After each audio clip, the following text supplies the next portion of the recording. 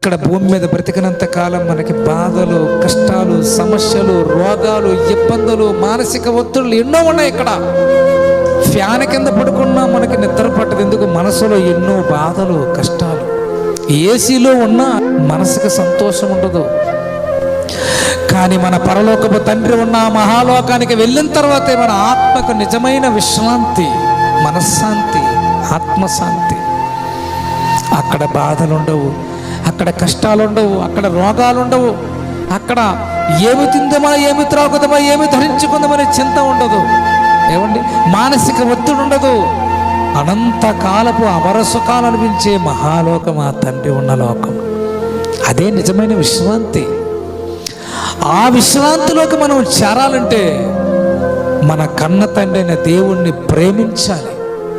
ఆయన బాధపరచకూడదు, ఆయన దుఃఖపరచకూడదు.